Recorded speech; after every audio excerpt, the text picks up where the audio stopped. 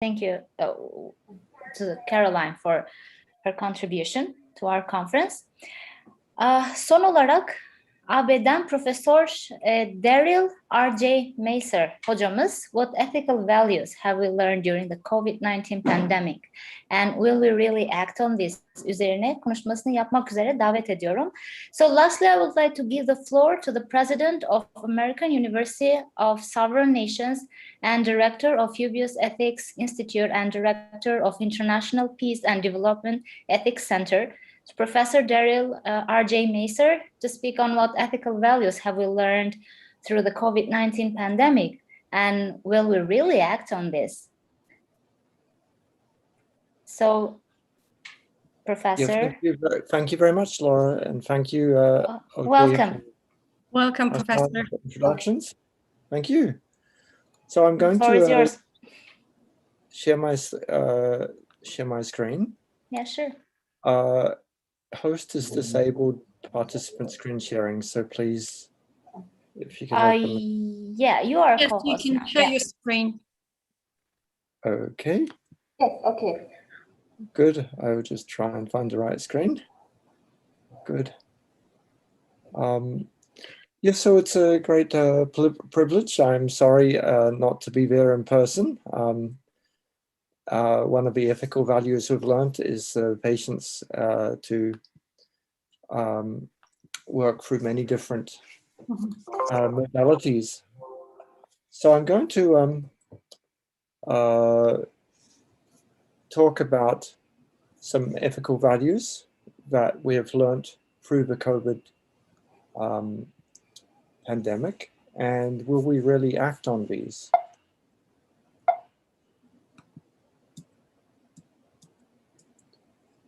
So new technology has been a catalyst for re-examination of medical ethics and social ethics and international dialogue on ethical principles. Bioethics is a love of life, not just medical ethics or dental ethics, but environmental ethics, public health ethics, many different aspects. So we integrate different aspects of ethics together. The conventional language has a summary that there are 4 key principles of bioethics: autonomy, justice, do no harm, beneficence. I propose a different language: self-love, love of others, loving life, loving good. But there are further principles. So let's reflect on this last year. And in fact, since in this last year, I think we can think about the description of how has society and our own country and ourselves reacted to this new circumstance of living in COVID. So one way to approach ethics is descriptive ethics. It's the way people view life, their moral interactions and responsibilities with living organisms in their life. I have my bioethics or ethics, and you have your own. So I'd like to remind ourselves of one of the ethical principles: to love a thing means wanting it to live, according to Confucius. So is love the starting point for a common philosophy?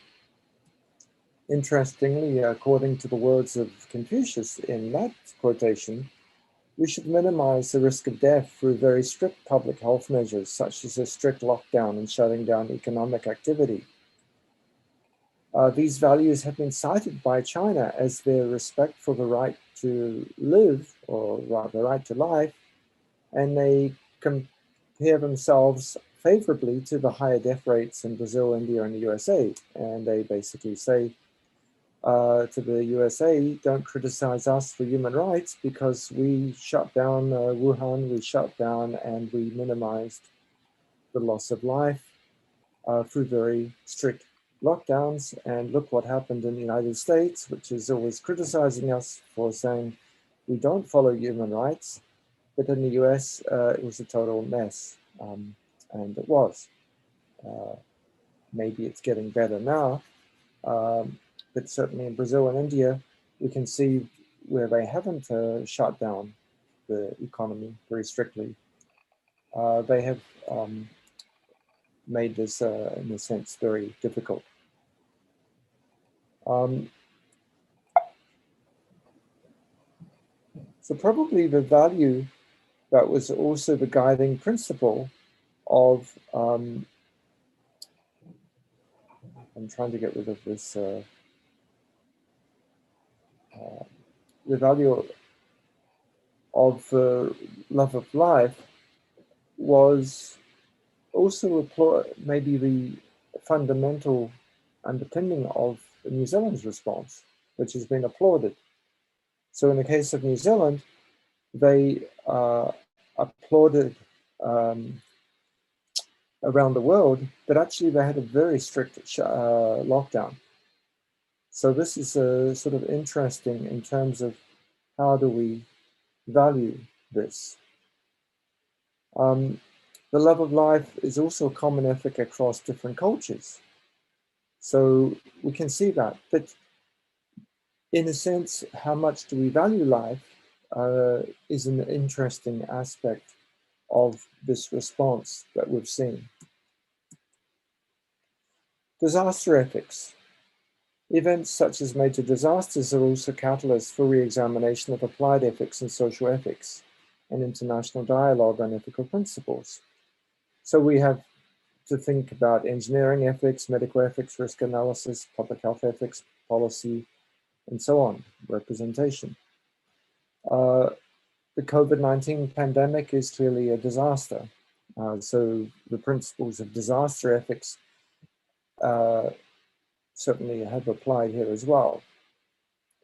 Bioethics is also a bridge. Dialogue about diversity and responses to the pandemic is sometimes something which we've been found lacking. And people have often felt the need to have their street protests because there wasn't sufficient dialogue about how the ethical values were going to be enforced. One of the forums which we have established is the WECOPE Committee, World Emergency COVID-19 Pandemic Committee. Just an aside, by the way, there are several people, I think, from our network who are in the waiting room, so maybe somebody can, it's popping up on my screen. So there's a multidisciplinary group of persons from a variety of professional backgrounds of who are independent of government and living in different countries. So we're trying to think about how to discuss and develop prescriptions and descriptions of ethics. So to act as an independent forum to gather accounts of the experiences and perspectives, especially concerning good practices and alleged human rights abuses. Second, to consider the interface between the theory and practice of ethics around the world and the need for ethical initiatives in research, policy, and information sharing in the world emergency responses. So the third terms of reference of this committee is to compile and produce reports and policy statements that may guide individuals, civil society organizations, both non-profit and for-profit, government and international entities in their responses to the global health emergencies linked to COVID-19, which have utility both in the current pandemic and further ones. 4, to be of service to those who seek our assistance and to the vulnerable amongst us. And 5, to act quickly and issue reports and statements quickly. So we have members, for example, Professor Hassan Obai is one of our active members, and these are a list of the members from all around the world. So trying to get people to work together in an independent manner. How do we develop a sense of a cross-cultural and independent voice. And I think we've managed to do that. One of the important avenues to explore cross-cultural ethics is also independence, independence of government, multidisciplinary, cross-cultural. There are different professional backgrounds. Having the interesting aspect that we're living in different countries under different conditions during the same COVID-19 crisis. I can reflect last March, in March 2020, I remember the different atmosphere in Istanbul, in Geneva, and London, and Los Angeles, four cities which I was in last March in 2020. Quite interesting responses. And then, in fact, I happened to, for the last 3 months, I've been in, well, 2 months and a half, been in Japan, which has been a very interesting, different attitude. So here the restaurants have stayed open all the time, even in states of emergency. So it's sort of a different response, and we can see some of the consequences of these. But how do we construct the status quo for what our society should be in a public health emergency? You can find on the website a number of statements, which, and the most recent is one on vaccines and immunization. We have then before in March on education. I will refer a little to the Statement on Ethical Values and Principles for Healing Society, which looked at different ethical values emerging in the COVID-19 crisis. A statement on the environmental impacts of COVID-19 pandemic, state and governments, the individual autonomy and social responsibility, which I'll be looking at in more detail. Our call to cease the use of war metaphors in the COVID-19 pandemic, a statement on ethical triage, and a statement on wearing masks. So we have other work ongoing, but you can find these on the websites, and we are open to those who would like to join. We have ongoing statement subcommittees working on different statements on these themes. So generally, we've had the consensus of all the members at the end of all the adopted statements. And the interesting statement, which we had 2 of our members who decided not to be join the list, was of the vaccine statement, which is interesting. But again, it reflects a couple of members who are against vaccination. But still, they helped develop a statement, but in the end, they didn't want to agree to the statement which recommended for people to receive vaccines. I'm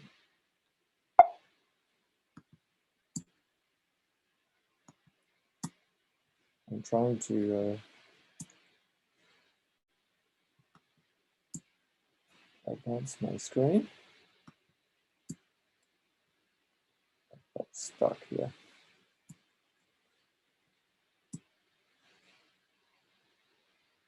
Okay.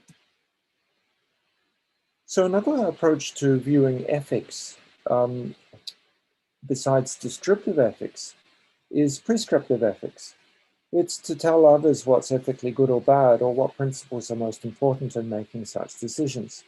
It may also be to say that something or someone has rights and others have duties to them. I think this is interesting. I'll reflect a bit later. Has the public health mandates moved us to a more prescriptive form of ethics because of a paternalism or maternalism that the government is telling people how they should behave rather than making choices.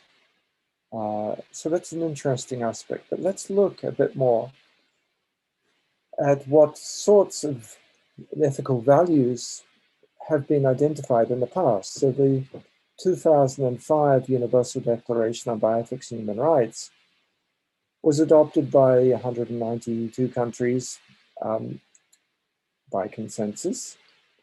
It outlines a number of ethical values which all the countries agreed to. Okay, so whether you're Turkey or North Korea or United States or Bangladesh, your country's government agreed to these ethical principles. Now, of course, in practice, we have different forms of government in these countries and others. So how do we reach a consensus? Certain principles, such as human vulnerability and personal integrity, I think have been clear in the public health emergency. I think it's been highlighted that elderly people, especially, have been particularly badly affected by this COVID-19, SARS-2 virus. So they should be protected. And in fact, we had some countries where old people were locked up by the government policy. They should stay at home. We also had a few countries where children were locked up, such as in the Philippines, lock up the children, or Spain for a while, locked up the children. So that was sort of interesting. Do we have a paternalistic locking up of people because they are facing particular vulnerability? Another aspect that was, I think, reinforced is social responsibility. Access to quality healthcare and essential medicines is a human and social good. Most countries have made the coronavirus vaccines free for everyone. It's a human right. But also, so are other aspects, and we've noticed some vulnerabilities such as poor nutrition, marginalization, deal with these as well.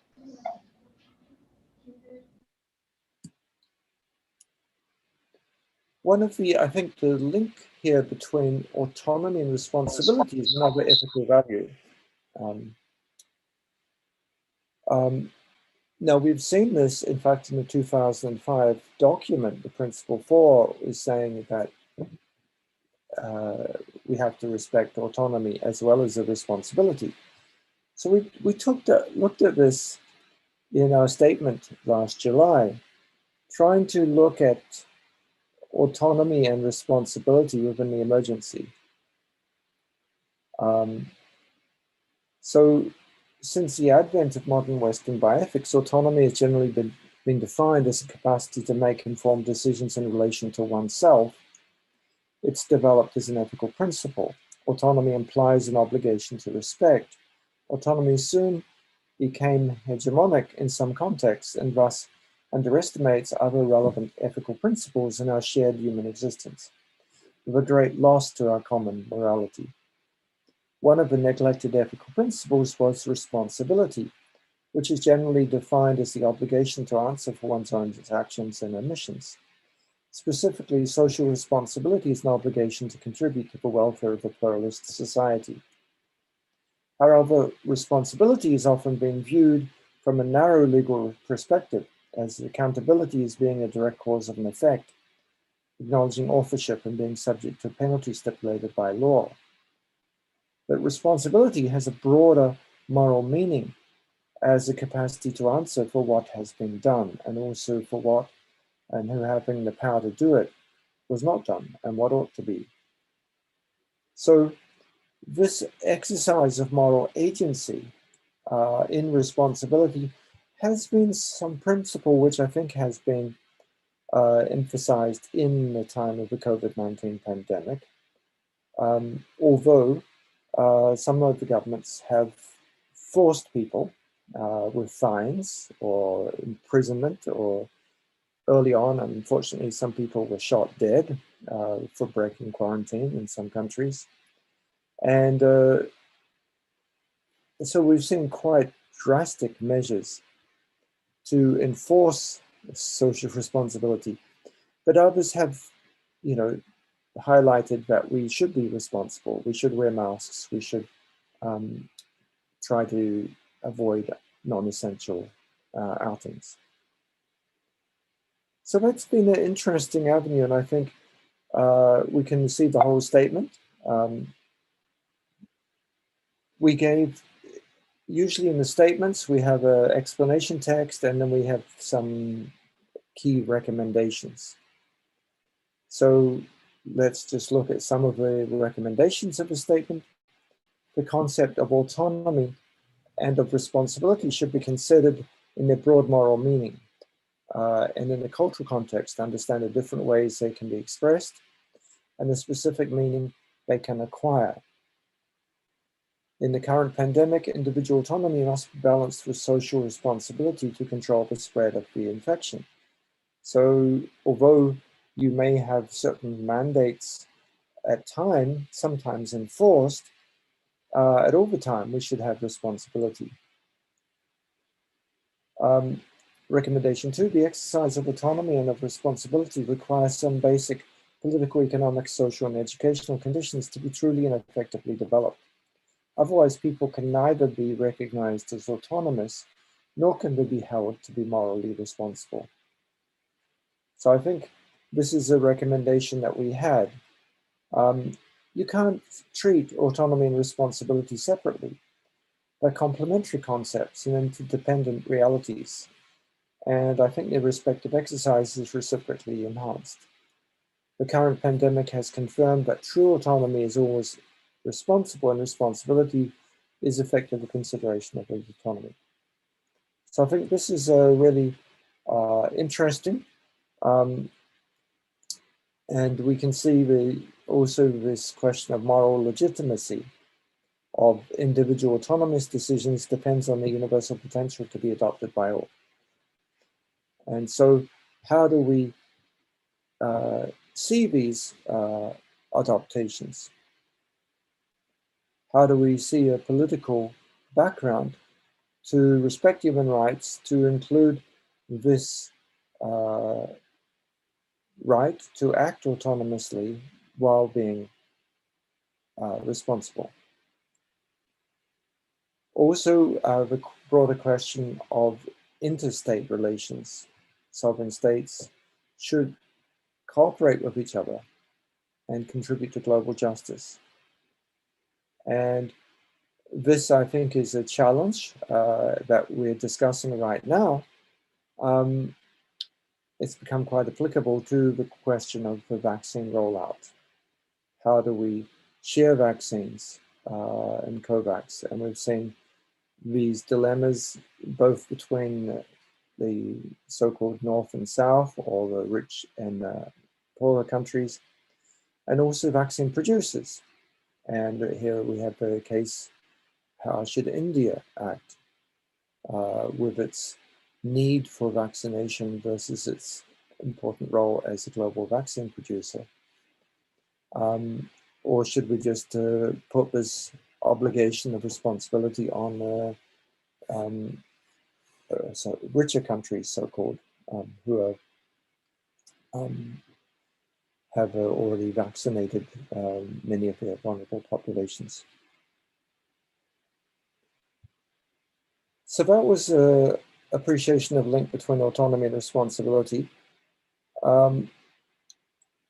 I think another aspect is also how do we look at ethical values and principles for healing a society in light of the COVID-19 pandemic? So what is a healing society? It suggests that humanity was injured, which marks the evolution of all life, for wherein injuries are perceived as new challenges and often lead to paradigm shifts. And we talk about the Millennium Development Goals, for example, or Sustainable Development Goals that was the follow-on from the MDGs to the SDGs. To solve the challenges wrought by past cycles of domination and inequality, creating dynamics, the most should no longer be granted unfair privilege and rights to shape society through policy or brute force. However, how do we develop a curative society? And again, we have this important argument as a background for international relations as well. Are we really going to have both within and between countries a situation where we have an economy that structurally supports vulnerable members of society or vulnerable countries in the world? How do we adopt the same monetary and financial mottos, such as something from nothing or whatever it takes? How do we get to central bank policy backing, which is only afforded to a privileged few? Can we have a basic universal income? Should this be increasing in line with global price inflation tracing? How do we see this? So I think this is a very interesting experiment that has been seen in some countries that have really developed large economic stimulus packages. The United States, European Union have been interesting examples. Will they stay? And how does this really work? We will really, I guess, see in the coming year if it's really being triggered. Because how do we look at this question? And universal basic income is something which can also work in countries with less economic resources. There have been different trials of this. And I think when we talk about the vulnerability, this is an interesting aspect, whether it will move us towards greater respect for solidarity or vulnerability of, or breaking down some of these class barriers between the rich and the poor. Another ethical value to consider is the value of the roles of healthcare workers and other essential workers who have often been sacrificed. And I want to remember what happened in the SARS-1 crisis. There's a paper as a co-author on heroes of SARS. In particular, we looked at the cases of language both in China and in Taiwan, and in many countries. And we've seen that I'm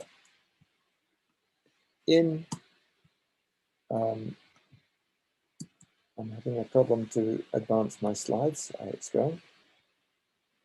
So we've seen this language again.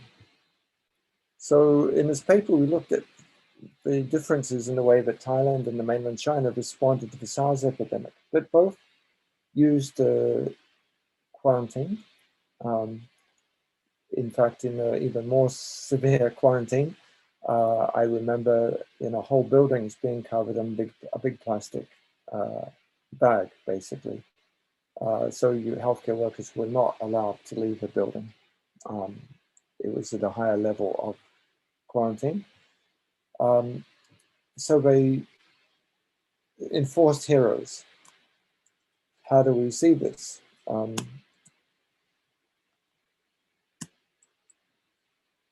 trying to advance my slides. Okay. So can somebody who makes an involuntary sacrifice be called a hero? Many nurses and doctors died by taking care of SARS patients involuntarily. And I think we're seeing the same thing in SARS too, and all around the world. Okay. So some healthcare workers really declined to be called heroes. So this again, did it change the values of the healthcare profession? That you actually are at direct risk and at higher rate of dying? Is this changing the way that we regard an essential worker or healthcare worker?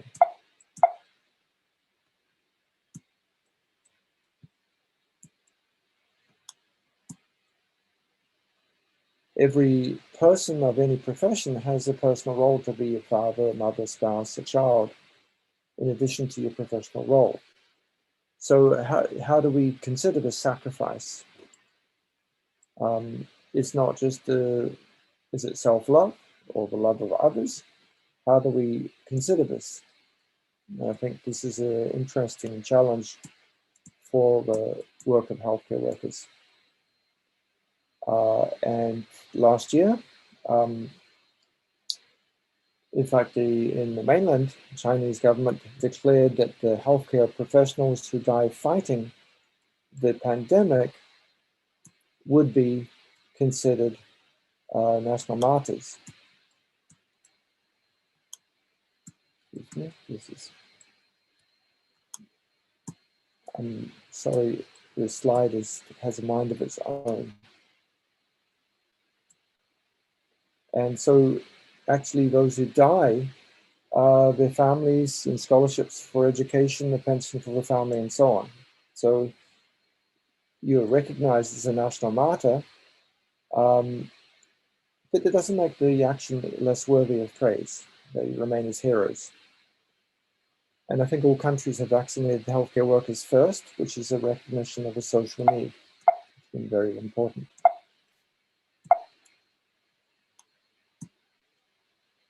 So third way to view ethics, and the last one is interactive ethics, discussion and debate between people, groups within society and communities. And such dialogue skills are necessary to live harmoniously with others. So do we have dialogue? In some senses, I think we have enhanced the dialogue. More people have participated in virtual conferences than actually in many in-person conferences. Do we develop different viewpoints? Well, we had the greater encounters with the environment, different ways of looking at it. We've had, in fact, many virtual conferences. This conference is virtual. I've been organizing the International Public Health and Bioethics Ambassador Conferences, and the next one will be held the end of this week. So if you've not exhausted from this conference in Turkey, please join us afterwards for the next one of our International Public Health and Bioethics Ambassador Conference. So in conclusion, and what's our goal? So I think the goal of my work in bioethics is to make a mature society full of well-informed and balanced persons. Has the lockdown made people more bioethical, more mature? I think many people have been able to balance the benefits and risks of different options of, for example, lockdowns, economic opening, public health. This has probably advanced understanding of ethical issues. All people have the right to self-determination. By virtue of that right, they freely determine their political status and freely pursue their economic, social, and cultural development. This is what Article 1 of the International Covenants on Civil Rights say. However, we actually are seeing in public health a return to paternalism, with many governments telling people how to behave. So they're actually not having self-determination. The government announces a lockdown and says, you can't see your family members. You can't see your grandparents, your grandchildren. That's a rather drastic sense of paternalism. Now, was it followed? I guess some people quietly followed it and some people quietly broke it. But it's quite an interesting aspect. Has that changed this transition from paternalism-informed consent to informed choice? I think possibly it has. So although the broad trend with the advent of mobile phones and other things has been towards informed choice, mandatory lockdowns have reinforced the paternalistic or maternalistic aspect. So in the university we created, American University of Sovereign Nations, we try to decolonize education and celebrate wisdom from each country to be free, to determine our choices. However, many governments have focused not on bioethics, but on choice, but actually on compulsory public health endeavors. And I think that's sort of an interesting avenue. It's how do we see that? And if you'd like to join us, please join. We have tried to promote learning of different traditions around the world. We can see some of that. The diversity of people, of countries' attitudes, I think, is seen in the sovereignty. It's been interesting, however, that some countries have denied coronavirus existing. Some people have denied, it's been quite interesting in that aspect. So you can find more information on the WeCope committee is on the Bioscience Institute website, and the conferences with the university and a new postgraduate certificate. So that's been an interesting avenue. I will stop sharing if I can.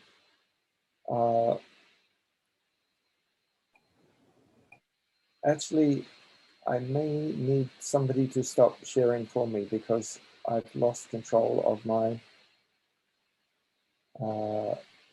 mouse. Okay. Yes. Oh, yeah. Okay, good. I think it worked. There we go. I could stop it. Yeah, it worked out. Good. Yeah.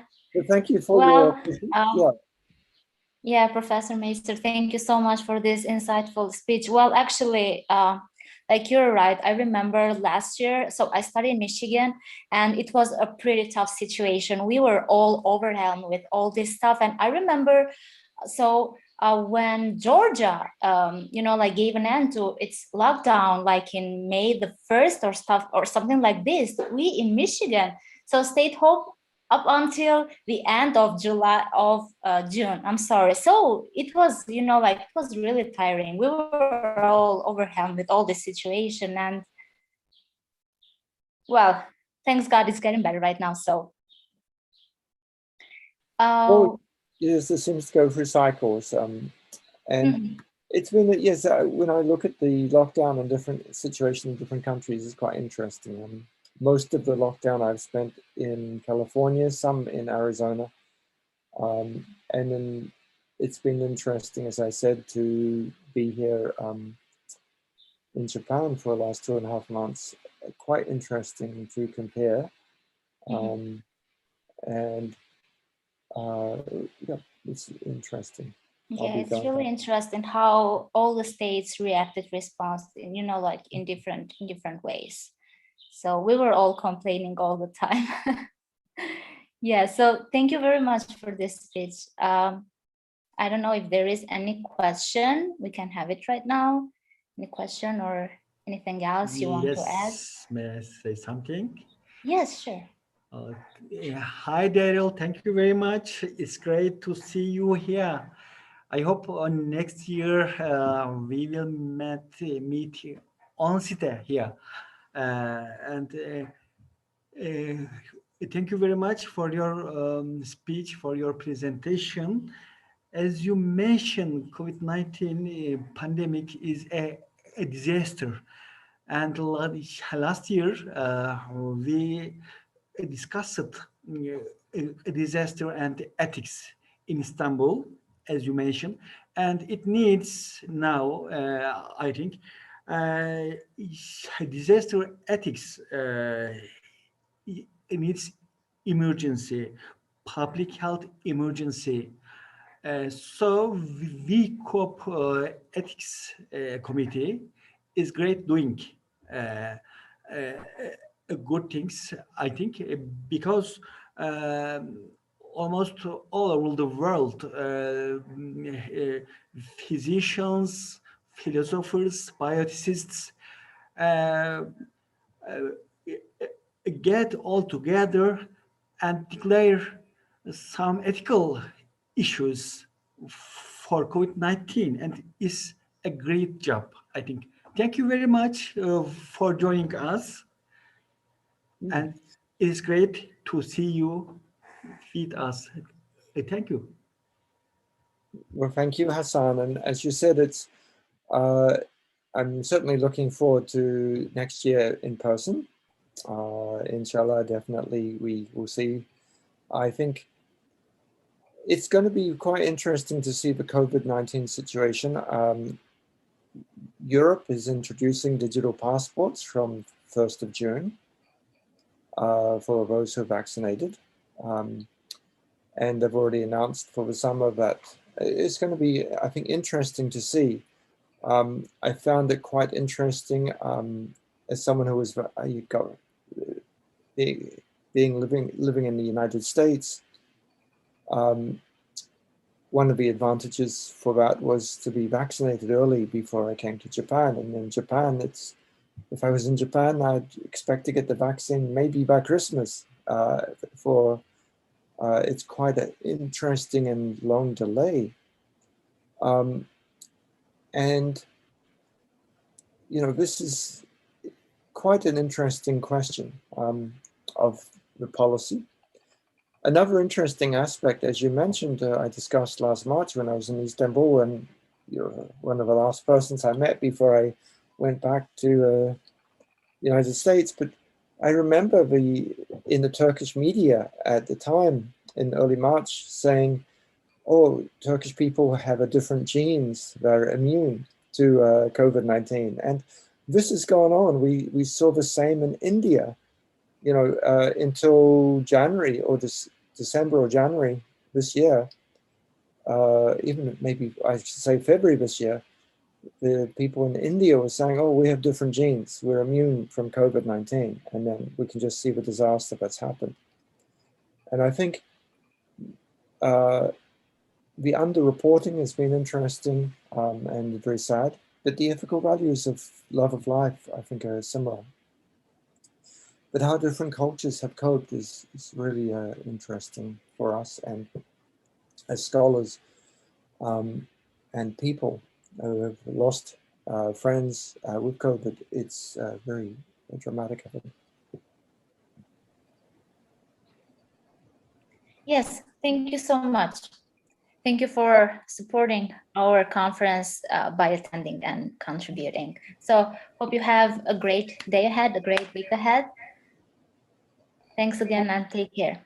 Professor Bey, thank you very much for your contribution and participation to the conference. It is a great honor to see you among us and to listen to you. You shared your valuable information with us. Thank you very much. Thank you. It's great to see you in person too, after corresponding. Thank you.